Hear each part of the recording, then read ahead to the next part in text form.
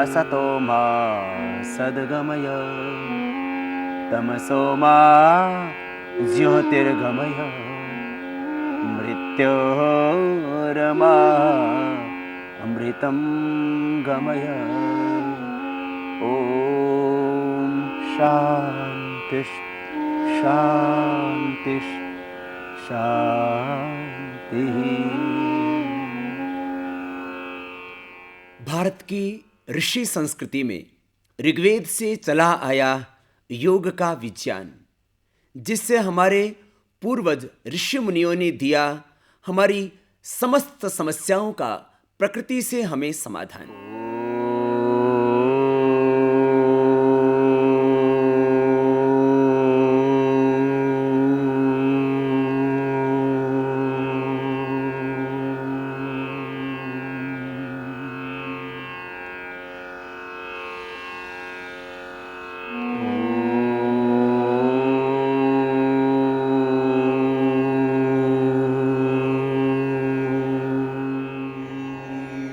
विविधा रोगाः जायन्ते प्रायशः मल संचयात्। महर्षि चरक कहते हैं सब रोगों की उत्पत्ति का मुख्य कारण है हमारा पेट। पेट में जब मल का संचय हो जाता है तब हमें रोग पैदा होते हैं। यदि मैं उसको मेडिकल साइंस के अकॉर्डिंग कहूं तो यदि किसी व्यक्ति का लीवर ठीक है, यदि उसकी इंटेस्टाइन ठीक है और उसकी किडनी ठीक है तो उसको रोग कैसे पैदा हो सकते हैं? 99% बीमारियों का कारण हमारा लीवर होता है, हमारी इंटेस्टाइन होती है, हमारी किडनी होती है। कपालभाति का सीधा प्रभाव हमारे इंटेस्टाइन पर होता है।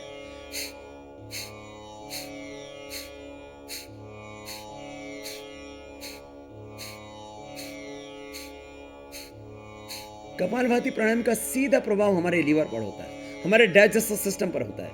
कपालभाति प्राणायाम करने वाले व्यक्ति को कभी भी कब्ज की प्रॉब्लम नहीं रहेगी। गांव के व्यक्ति हो या शहर के व्यक्ति, सबकी कॉमन प्रॉब्लम है कॉन्स्टिपेशन, कब्ज। और यदि सुबह उठ करके व्यक्ति को यदि मौसम अच्छा हो जाता है ना तो इतना मजा आता होता ना तो शायद प्रमोशन में भी नहीं आता है। इसलिए कपालभाति प्राणायाम करो। सुबह उठोगे तो ताजगी के साथ उठोगे और उठते ही टॉयलेट हो जाएगी। और देखो, लोग कहते हैं जी हमारा पेट ठीक है, लेकिन लैट्रिन में 3 बार जा रहे हैं। एक बार निकले फिर वापस घुस रहे, फिर निकले फिर वापस घुस रहे, जैसे लैट्रिन में कुछ छूट गया। मैंने कहा भाई साहब क्या करने जा रहे हो? बोले बाबा जी निकल ही नहीं रहा। 3 बार टॉयलेट जाते हैं फिर भी लैट्रिन नहीं हो पाती है। लैट्रिन तो होती है लेकिन उस लैट्रिन के साथ आंव आता है, ये भी एक बीमारी है। कपालभाति के करने से आंव भी ठीक हो जाता है, कोलेटिस की प्रॉब्लम मिट जाती है। लोग टॉयलेट जाते हैं, लैट्रिन कम निकलती है, गैस ज्यादा निकलती है, फायरिंग ज्यादा होती रहती है, माल मसाला भीतर ही जमा रहता है। तो मेरे भाई कपालभाति करो, इससे कॉन्स्टिपेशन नहीं रहेगा, इससे कोलेटिस की प्रॉब्लम नहीं रहेगी। कपालभाति प्राणायाम के करने से हमारा पूरा का पूरा डाइजेस्टिव सिस्टम अच्छा हो जाएगा। कपालभाति प्राणायाम के करने से एक खास बात, शहरों में और गांवों में भी बहुत रोग है पाइल्स का, पाइल्स फिशर फिस्टुला अर्थात बवासीर की प्रॉब्लम और भगंदर की प्रॉब्लम। भगंदर की प्रॉब्लम में यद्यपि वक्त लगता अच्छा होने में, लेकिन कपालभाति से पाइल्स, बवासीर, अर्श जिसको कहते हो, तो बहुत जल्दी अच्छी हो जाती है। कपालभाति प्राणायाम लगातार करना होता है। थोड़ा सा बस हरी सब्जियों का प्रयोग ज़्यादा करना, पानी सुबह उठ करके भी पीना, खाने के 1 घंटे बाद पानी पीना, भोजन चबा चबा करके खाना, लाल मिर्च प्रयोग नहीं करना। सुबह एक कच्चे दूध में नींबू डाल करके पी लो खाली पेट। गाय के कच्चे दूध में 1 कप दूध में नींबू डाल के सुबह खाली पेट पी लेना। ऐसे 3 से 7 दिन प्रयोग कर लेना, बहुत सी तो ठीक हो जाती। कपालभाति प्राणायाम भी करना। कपालभाति प्राणायाम के करने से लीवर पर सूजन आई है तो वो ठीक हो जाती है। एसजीओटी, एसजीपीटी, बिलिरुबिन लेवल तो नॉर्मल आता ही है। लगातार कपालभाति प्राणायाम के करने से मैंने ये देखा है कि हेपेटाइटिस भी नेगेटिव हो जाता है। जब मैं हेपेटाइटिस क्योर करने की बात करता हूं तब शोर हो जाता है, लोगों को ऐसा लगता है ये कैसे हो जाता है। मेरे भाई, तुम करके देखोगे तो पाओगे कि कपालभाति करने से कपालभाति करने से हेपेटाइटिस भी नेगेटिव आ जाता है। ये कपालभाति के करने से हो जाता है, मैंने देखा। और कपालभाति से केवल हेपेटाइटिस ही नेगेटिव नहीं होता, कपालभाति के और लाभ सुनिए। मैंने देखा जिनके स्किन के ऊपर सफेद सफेद दाग हो गए थे, जिसको लिकोडर्मा बोलते हैं, फुलेरी बोलते हैं, जिसको सफेद दाग बोलते हैं, ये श्वेत कुष्ठ, सफेद दाग, फुलेरी, लिकोडर्मा। कपालभाति प्राणायाम मैंने करवाया, नमक का प्रयोग कम करवा दिया, गोमूत्र नीम के पत्तों का रस मिला करके लगवाया, धूप में बैठा करके कपालभाति करवाया, और मैंने पाया वक्त तो लगा लेकिन सोरायसिस मिटने लगा। अब इसमें कोई भ्रम तो नहीं है और नुकसान कुछ भी नहीं है। आप गोमूत्र नीम पत्तों का रस लगाएंगे, उससे स्किन के ऊपर कोई नुकसान तो होने का प्रश्न ही नहीं होता। बल्कि हमने गोमूत्र में बाकुची भिगवा करके उसका फिर छाया में सुखा करके पाउडर बना लिया, 7 दिन बदल बदल करके गोमूत्र में बाउची के बीजों को भिगोया और बाद में पाउडर करके रख लिया, और उस पाउडर को 1-1 ग्राम सुबह शाम खिलवाया, और गोमूत्र नीम के पत्तों के रस उसको स्किन पर लगवाया, कपालभाति करवाया, लिकोडर्मा अच्छा हो गया। और बहुत छोटे बच्चों को भी आजकल ये हो रहा है, और जिन बच्चों को ये लिकोडर्मा हो जाता है उनकी तो जिंदगी मानो टूटने लगती है, वो आत्मग्लानि से भर जाते हैं। कपालभाति प्राणायाम के करने से लिकोडर्मा भी अच्छा हो जाता है, लेकिन उसके लिए 15 मिनट से नहीं काम चलता, 20-25 मिनट, आधा घंटे तक कपालभाति में करवाता हूं। सोरायसिस मैंने अच्छा होता हुआ देखा, सोरायसिस, लिकोडर्मा और स्क्लेरोडर्मा जैसा रोग, स्क्लेरोडर्मा जैसा रोग जिसमें पूरी स्किन इतनी हार्ड हो जाती है जैसे पत्थर होता है, इतनी हार्ड हो जाती है। और कपालभाति प्राणायाम के करने से सोरायसिस, एक्जिमा, लिकोडर्मा के साथ मैंने कहा स्क्लेरोडर्मा तो अच्छा होता ही होता है। एक कॉमन प्रॉब्लम पिंपल्स की, जवानों बहुत प्रॉब्लम होती है जी, बेटियों को, बेटों को भी, सबको 15 से 25 साल के बीच में ये जो पिंपल्स की प्रॉब्लम होती है, कपालभाति प्राणायाम के करने से, और साथ ही लौकी का जूस और हरी सब्जियों का प्रयोग, बहुत ज्यादा पिंपल्स बढ़ते हैं तो हम थोड़ा त्रिफला दे देते हैं रात को पानी के साथ, उसको लौकी का जूस पिला देते हैं, पिंपल्स की प्रॉब्लम अच्छी हो जाती है। कपालभाति प्राणायाम के करने से पायरिया की प्रॉब्लम भी मिट जाती है। कहीं पर भी शरीर में सूजन हो, वो मसूड़ों में सूजन हो या हाथों में, पैरों में, चेहरे पर सूजन हो, टखने पर सूजन हो, सूजन का मुख्य कारण किडनी की, सूजन का मुख्य कारण थायराइड की प्रॉब्लम, वाटर रिटेंशन किसी भी कारण से शरीर में हो रहा हो, कपालभाति के करने से वो भी अच्छा हो जाता है। मैंने कहा पायरिया अच्छा हो जाता है, दांत मजबूत हो जाते हैं। कपालभाति के करने से कैल्शियम पूरी तरह से अवशोषित हो जाता है, कैल्शियम एब्जॉर्ब हो जाता है, क्योंकि हमारे मिनरल्स हो, न्यूट्रिएंट्स हो, कैल्शियम हो, जितने भी हमारे शरीर के पोषक तत्व हैं वो आंतों के द्वारा अवशोषित होते हैं। तो कपालभाति के करने से शरीर को पूरा पोषण भी मिल जाता है, दांत भी मजबूत हो जाते हैं, एकदम सफेद व्हाइट, और इतना ही नहीं, हमारे मसड़े भी मजबूत हो जाते हैं। और खतरनाक बीमारी फाइलेरिया की प्रॉब्लम, पैरों में ज्यादातर ये प्रॉब्लम आती है, किसी किसी का हाथों में भी आ जाती है, हाथी पांव। इतना ही नहीं, पायरिया तो अच्छा हुआ, फाइलेरिया भी अच्छा हुआ, वेरिकोज वेन्स की प्रॉब्लम, माने प्राणायाम के करने से हमारी आर्टरीज, हमारे आर्ट्रियोल्स, हमारी कैपिलरीज, हमारे लिम्फ्स और लिम्फ नोड्स, ये सब भी एकदम क्लीन हो जाते हैं और हेल्दी हो जाते हैं। तो मैंने देखा कपालभाति प्राणायाम 15-15 मिनट, 20-20, 25-25 मिनट करवाए लगातार मैंने, और ये देखा और ये पाया कि कपालभाति प्राणायाम रेगुलर करने से वेरिकोज वेन्स की प्रॉब्लम मिट जाती है, जो बहुत बड़ी समस्या है, खास करके लेडीज को पैरों में छोटी छोटी गांठें हो जाती हैं, जो ब्लड को ऊपर लेकर के जो वेन्स जाती हैं, खून, अशुद्ध खून को जो हार्ट की ओर लेकर के आती हैं नसें, उन नसों में वाल लगे होते हैं और वो वाल जो है उनकी ताकत कमजोर पड़ जाती है। कपालभाति अनुलोम विलोम प्राणायाम के करने से वो वाल भी अच्छे हो जाते हैं। हमारी आर्टरीज के अंदर वाल नहीं लगे, क्योंकि तो ब्लड को हार्ट से शरीर को सप्लाई करती है, शरीर से वापस जो है हार्ट की ओर जब फोन आता है तो उसमें ब्लड रुकने लग जाता है, तो उन वेन्स के जो वाल्स होते हैं उनको भी कपालभाति ठीक कर देता है। और जो है हमने देखा और ये पाया कि उससे वेरिकोज वेन्स की प्रॉब्लम भी अच्छी होती है। ऐसे ऐसे असाध्य रोग जिनके बारे में आदमी सोचता था ये तो कभी मिटेंगे ही नहीं।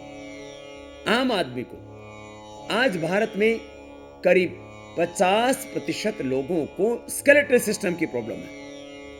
हड्डियां कमजोर हो गई, मांसपेशियां कमजोर हो गई, अर्थराइटिस की प्रॉब्लम होगी, सर्वाइकल स्पोनाइटिस की प्रॉब्लम होगी, कमर में दर्द हो गया है, स्लिप डिस्क सटिका की प्रॉब्लम, एंक्लोजिंग स्पोनाइटिस, हड्डियों की तमाम समस्याएं, उनका समाधान है कपालभाति प्राणायाम। और इससे ऑस्टोब्लास्ट जो हड्डियों की सेल्स को बनाते हैं, ऑस्टोक्लास्ट जो पुरानी हड्डियों के सेल्स को खत्म करते हैं, तो ऑस्टोब्लास्ट ऑस्टोक्लास्ट सेल्स का इससे बैलेंस हो जाता है, वेट का इससे बैलेंस हो जाता है, कैल्शियम पूरा एब्जॉर्ब हो जाता है, ESR, यूरिक एसिड आदि सब नॉर्मल आ जाता है, बोन रिजॉर्प्शन, बोन फॉर्मेशन के ठीक होने से स्केलेटल सिस्टम अच्छा हो जाता है, अर्थराइटिस भी अच्छा हो जाता है। एक कपालभाति प्राणायाम 100 प्रकार से ज्यादा जो अर्थराइटिस के रोग हैं उनका भी है समाधान। तो मुझे लगता है कपालभाति एक धरती की संजीवनी है और हर व्यक्ति उसको करके निरामय जीवन पा सकता है, निरोग जीवन पा सकता है। और एक स्वस्थ व्यक्ति करेगा तो वह कभी बीमार नहीं पड़ेगा। नादान लोग बीमार होने के बाद योग करते हैं, बुद्धिमान पहले योग करते हैं। Prevention is better than cure. आओ बीमार होने से पहले योग को अपनाओ और स्वस्थ हो जाओ। सर्वे भवन्तु सुखिनः, सर्वे सन्तु निरामयाः, सर्वे भद्राणि पश्यन्तु, मा कश्चित् दुःखभाग् भवेत्। ॐ शान्ति शान्ति शान्ति। जड़ी बूटियों के संदर्भ में जानकारी देने के लिए जब हम कर रहे थे जंगल में भ्रमण, ये जो जड़ी बूटियां हैं ये सब जंगल में ही पाई जाती हैं। तो जंगल में जब हम भ्रमण कर रहे थे हमने देखा इस वासा के पौधे के संदर्भ में कि ये वासा जो है ये बहुत ही सुंदर फूल खिल रहा है। हालांकि सर्दी की वजह से कुछ थोड़ा सा मुरझा भी गया है, परंतु इस वासा के अंदर ये इस खिलते हुए पुष्पों को देख करके हमारा मन अनायास ही इस पौधे के ऊपर टिक गया। क्योंकि आयुर्वेद में भी तो कहा है कि वासायम विद्यमानायम आसायम जीवितस्य च रक्तपित्त क्षयकासी किमर्थम में अवसीदति। कि हमने देखा कि ये वासा का पौधा तो निश्चित रूप से जड़ी बूटी के विषय में जो हम कर रहे थे अनुसंधान और खोज और इसके लिए लगे हुए थे, तो हमारे मन में जगी आशा, इसीलिए हमने सोचा कि क्यों ना हम पहले वासा के विषय में ही करें चर्चा। तो ये जो वासा है इसको हम अड़ूसा भी बोलते हैं। अड़ूसा या वासा या वाषड़ों के नाम से पूरे देश के अंदर हम इसको जानते हैं। प्राय यह ऊसर और बंजर भूमि में, पहाड़ों में, जंगलों में और जहाँ भी खाली जगह है उस स्थानों पर आपको यह दिखाई देगा। चाहे वह सुदूर दक्षिण क्षेत्र हो, चाहे वो पूर्वोत्तर का क्षेत्र हो, चाहे उत्तर भारत की बात हो, सभी जगह पर पूरे देश के अंदर यह पौधा पाया जाता है। तो आइए हम आपको बताएंगे कि ये वासा किस तरह से औषधीय गुणों से भरपूर है, हमारे जीवन के लिए यह कितना उपयुक्त और लाभकारी है। तो मैं आपको बताता हूँ कि जिसको रक्त पित्त बोलते हैं, जैसे शरीर में से वमन होती है, उल्टी होती है ब्लड की, जिसको ब्लड डिसेंट्री होती हो, इस तरह की जो अवस्थाएं हैं, ब्लीडिंग होती है, उस स्थिति में ये वासा बहुत ही बढ़िया काम करता है। तो उसके लिए आपको क्या करना है कि आपको इसकी पत्तियों को, जिसको मुंह से खून की उल्टी होती हो या लैट्रिन में कभी ब्लड डिसेंट्री होता हो, उस तरह की स्थितियों में इन बासाओं की पत्ती को थोड़ी ये पत्तियां ला करके कूट करके लगभग 5 से 10 ग्राम रस निकाल करके उस 10 ग्राम रस में यदि छोटा बच्चा है तो थोड़ा सा पानी भी मिला सकते हैं, या पीने में थोड़ा सा कसैला होता है थोड़ी मिश्री भी मिला सकते हैं। मिश्री या पानी मिला करके, छोटा बच्चा है तो 5 ग्राम के लगभग, बड़ा आदमी है तो 20-25 ग्राम तक भी, 10 ग्राम से 20 ग्राम तक इसके रस को निकाल करके सुबह दोपहर शाम पिला दें। तो कहीं से भी ब्लीडिंग हो रही हो, चाहे वो किसी भी कारण से ब्लीडिंग हो रही हो, इससे खून एकदम रुक जाता है, ब्लीडिंग होना बंद हो जाता है। ये बहुत ही लाभकारी है रक्तस्राव के लिए। और जो हमारी माताएं बहनें जिनको ओवर ब्लीडिंग होती है, जिनको पीरियड्स के समय पर ज़्यादा रक्त जाता है, उनको बहुत ही कठिनाई का सामना करना पड़ता है। कई बार वो बहुत ही परेशान होती हैं। उस स्थिति में भी ये वासा उनके लिए एक बिल्कुल जीवनदायिनी है, एक अमृत तुल्य है। यदि मेरी माताएं और बहनें इन वासा के पत्तों को, अड़ुसा के 5-7 ग्राम रस निकाल करके पत्तियों का यदि वो पान करती हैं, थोड़ा मिश्री मिला करके सुबह, दोपहर और शाम, तो ओवर ब्लीडिंग की जो समस्या है, अति रक्तस्राव की जो समस्या है, वो हमेशा के लिए ख़त्म हो जाएगा। जिनको रक्त प्रदर होता है उनके लिए यह बहुत ही रामबाण और कारगर उपाय है। इसके अतिरिक्त इसमें आपने देख रहे हैं, इस अड़ुसा के इन फूलों को निकाल करके यदि इन फूल को हम सुखा करके पाउडर करके, ये इसमें मिश्री मिला करके, जितनी मात्रा में इसके फूलों का पाउडर हो उतना ही आप मिश्री मिला करके सुबह, दोपहर, शाम आप लेते हैं, तो इससे कितना भी पुराना सर दर्द हो, किसी भी कारण से सर दर्द हो, उस सर दर्द के लिए ये बहुत ही लाभकारी है। तो माइग्रेन या और किसी भी कारण से आपके सर में दर्द हो तो हमेशा के लिए ठीक हो जाता है। और दूसरा कि इसको, इन फूलों को यदि आप मिश्री मिला करके लेते हैं तो यह पौष्टिक भी है। जो धातु रोग जन्य जो परेशानियां हैं, जिनको प्रमेह की शिकायत है, जिनको नाइट फॉल होता है, रात को जो है स्वप्न दोष हो जाता है, ऐसे लोगों के लिए भी, जो यौन दुर्बलता से ग्रसित लोग हैं, जिनको बहुत ही ज़्यादा कमजोरी है, उन सब परिस्थितियों में भी आप इस वासा के, अड़ुसा के इन फूलों को सुखा करके, पाउडर करके, मिश्री मिला करके यदि आप सेवन करेंगे प्रातः सायं, तो आप पाएंगे कि आपकी जो शारीरिक क्षणता है, शारीरिक जो दुर्बलता है, शारीरिक जो कमजोरी है, वह हमेशा के लिए ठीक हो जाएगी। यह प्रयोग बहुत ही निरापद है, बहुत ही अच्छा प्रयोग है। और इसके अतिरिक्त इसका जो गुण है, यह बहुत ही, जैसा कि मैंने कहा कि इनके फूलों को आप गुलकंद बना करके भी खा सकते हैं। यदि गुलकंद के रूप में यदि आप सेवन करते हैं तो इससे जो आपकी कफ की बीमारी है या बलगम की परेशानी है वह भी ठीक हो जाती है। और यह जो पौधा है, वासा है, वह जिनको अस्थमा के रोगी हैं, जिनको कफ की शिकायत है, कितनी भी भयानक कफ की शिकायत है, या आपको किसी भी तरह से बलगम या खांसी है, उस स्थिति में यह बहुत ही लाभकारी है कि आपको इसका रस निकाल करके, थोड़ा सा अदरक का रस मिला करके, वासा, अदरक और उसमें थोड़ा सा मिला दें आप शहद, वासा और अदरक का रस। जैसे वासा का रस लगभग 5 ग्राम, अदरक का रस 1-2 ग्राम और शहद 5-7 ग्राम यदि आप मिलाते हैं तो यह बहुत ही लाभकारी है, बहुत ही गुणकारी है आपके खांसी के लिए, कफ, बलगम के लिए। योगेन चित्तस्य पदेन वाचा मलं शरीरस्य च वैद्यकेन योपाकरोत्तं प्रवरं मुनीनां पतञ्जलिं प्राञ्जलिरानतोऽस्मि। ॐ शान्ति शान्ति। जड़ी बूटी पहचान संबंधी जो अनुसंधान है, जो उसकी जो पैरामीटर्स हैं, जो उसके स्टैंडर्ड्स हैं, हम उसको समझें तो उसको जैसे आप इस तरह से समझ सकते हैं कि इसका जो स्ट्रक्चर है, इसका जो बनावटी और इसका जो ढांचा है, हमें उसको समझना होगा। ढांचा कैसे, जैसे ये गिलोय है, मान लीजिए गिलोय की जो ढांचा होता है, ये अंदर से ये गोलाकार में होती हैं। गोलाकार में होने के बाद में फिर यह, इसको आप इसकी जो छिलका है इसको देख करके पहचान कर सकते हैं। इधर से यह उसमें उस तरह की आकृति नहीं है, तो इसलिए पता चल जाता है कि यह गिलोय नहीं है, ये गिलोय है। फिर भी जैसे कि आप उतना ही सही काम नहीं चलता है, इसका जो एनाटॉमी है, इसका जो बिल्कुल सूक्ष्मता के साथ में इसका जो विश्लेषण है, एनालिसिस है, हम लोग मशीनों के द्वारा बहुत बारीकी से करते हैं। तो किस द्रव्य का क्या एनाटॉमी है उसको देख करके फिर पता चलता है कि यह द्रव्य सही है या नहीं है।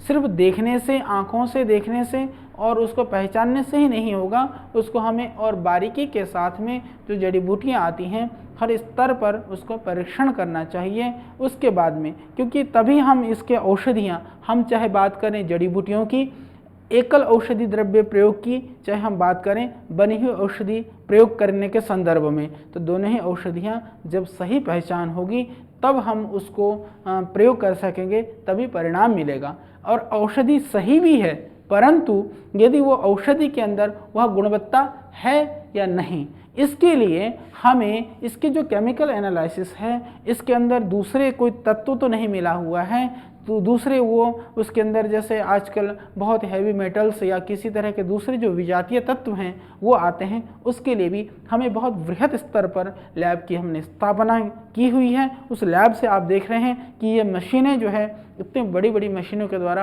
वो परीक्षण होता है। तो इसी तरह से हमें एक जो क्वालिटी कंट्रोल सिस्टम है वो डेवलप करेंगे तो जो अनुसंधान का काम है वह सही ढंग से हो पाएगा। तो जो जड़ी बूटियाँ आती हैं आप देख रहे हैं बहुत विशाल स्तर पर जो जड़ी बूटियाँ आती हैं उनकी थोड़ी थोड़ी जड़ी बूटियाँ ले करके उनका सैंपल में से उनकी क्वालिटी का परीक्षण किया जाता है, जिससे जो भी आयुर्वेद के अंदर दवाइयाँ बनने वाली औषधियाँ हैं उन औषधियों में कहीं किसी भी तरह से कोई कमी न रहे। तो यह एक बहुत विशद और बृहद विषय है, इसके ऊपर हम चर्चा करते रहेंगे, हम आपको ढेर सारी जानकारियाँ देते रहेंगे। तो नियमित रूप से आप इसको फिर कल और आप इस चीज़ को समझेंगे और आप देखेंगे कि आगे किस तरह से आयुर्वेद के साथ हम एक अनुसंधानात्मक कार्य को जोड़ते हुए प्राचीन परंपराओं को लेते हुए हम चल रहे हैं। तो बाकी हम आपको बताएंगे कल। ॐ भूर्भुवस्वः तत्सवितुर्वरेण्यं भर्गो देवस्य धीमहि धियो यो न प्रचोदयात्। ॐ शान्ति शान्ति। यस्य देशस्य यो जन्तुः तज्जं तस्य औषधम हितम। हमारे चरक सुश्रुत सारंगधर और धन्वंतरी की अथर्ववेद की या आयुर्वेद की परंपरा हमें बोध कराती है कि जो रोग जहां पैदा होता है वहीं उसकी औषध होती है। दुर्भाग्य से हमने अपनी परंपराओं को भुला दिया। प्रकृति से समस्त विकृतियों का समाधान किया करते थे हमारे ऋषिमुनि, वो ज्ञान हमने भुला दिया। आओ फिर से प्रकृति को अपनाओ और एक निरोग निरामय जीवन पाओ। आपको यदि अर्थराइटिस की प्रॉब्लम है तो आपके घर में उसकी दवाई है। हल्दी मेथी सूंठ, 100 ग्राम हल्दी, 100 ग्राम मेथी, 100 ग्राम सूंठ पाउडर कर लेना और पाउडर करके एक एक चम्मच सुबह शाम दूध के साथ ले लेना या गर्म पानी के साथ ले लेना, जोड़ों का दर्द मिट जाएगा। रात को 2 ग्राम मेथी दाने भिगो दिए और सुबह उसको खा लिया। पानी में भिगो देने से मेथी की गर्मी कम हो जाती है। ये डायबिटीज के लिए भी अच्छा है, जोड़ों के दर्द के लिए भी। 1-2 कली लहसुन के रात को भिगो के सुबह खा लेना खाली पे, उससे भी आपके जोड़ों का दर्द मिट जाएगा। और मोथा घास पूरे देश में होता है, गाँव में भी, जिसमें बड़ी इलायची जैसा दाना होता है और उससे भी आपका अर्थराइटिस अच्छा होता है। और देखो आपको यदि सर्दी कफ है तो दूध में थोड़ा हल्दी और सौंठ डाल के पियो तो सर्दी कफ एलर्जी के प्रॉब्लम में मिट जाएगी। ये सौंठ पीपल काली मिर्च का पाउडर बना लिया, इसको त्रिकुटा कहते हैं, और इस पाउडर को आधा से 1 ग्राम शहद के साथ खाए तो इससे अस्थमा मिट जाता है। और हरड़ बहेड़ा आंवला समान मात्रा में मिलाते हैं, त्रिफला ले लेते हैं और इसको 1 चम्मच रात को दूध के साथ या पानी के साथ लेते हैं, उससे भी हमारे रोग मिट जाते हैं। त्रिफला को रसायन के तौर पर प्रयोग करना हो तो 100 ग्राम हरड़, 200 ग्राम बहेड़ा, 400 ग्राम आंवला मिला लेना, 1 चम्मच रोज खाना, बीमार होने से बच जाएंगे। आंवला खाओ ना, आंवला अमृत है, वो रसायन का काम करता है, रोगों से भी बचाता है। मैं कह रहा था आपको, यदि आपको वात पित्त कफ दोष है, वात पित्त और कफ, इनका समाधान प्रकृति ने आपके घर में आपको दिया। आपको एसिडिटी है तो लौकी का जूस पियो ना, ब्लड प्रेशर है लौकी का जूस पियो, कोलेस्ट्रॉल बढ़ गया, हार्ट की प्रॉब्लम है लौकी का जूस पियो और निरोग हो जाओ।